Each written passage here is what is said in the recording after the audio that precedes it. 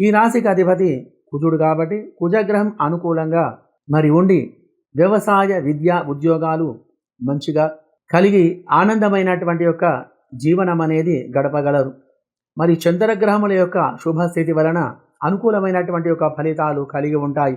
అధికమైనటువంటి యొక్క ధనలాభం కలగగలదు.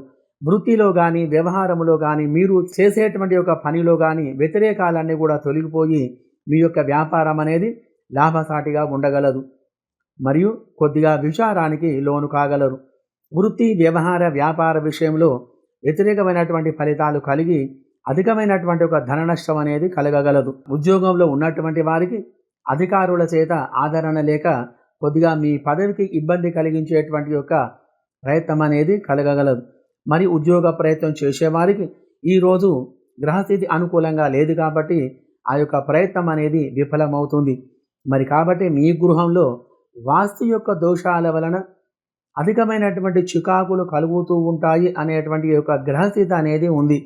మరి కాబట్టి దోష నివారణ జరగడానికి గ్రహచార స్థితిలో కుజునికి రాహు యొక్క గ్రహాలకి అభిషేక పూజాదులు జరిపించి కందులు మినుములు దానం చేసిన మంచి ఫలితాలు కలిగి సుఖంగా ఉంటారు.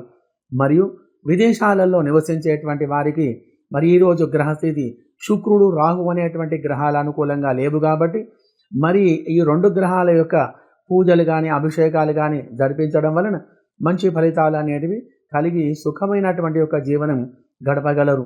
మరి అన్ని రంగాల వారికి అన్ని వృత్తుల వారికి గురువు మరియు రాహు యొక్క గ్రహాలు మంచిగా లేవు కాబట్టి ఈ రెండు గ్రహాలకు అభిషేక పూజాదులు జరిపించి శనగలు మినుములు దానం చేసిన అనేక రకాలుగా శుభ ఫలితాలు కలిగి ఆనందమైనటువంటి యొక్క జీవనం అనేది గడపగలరు. శుభం భూయాత్.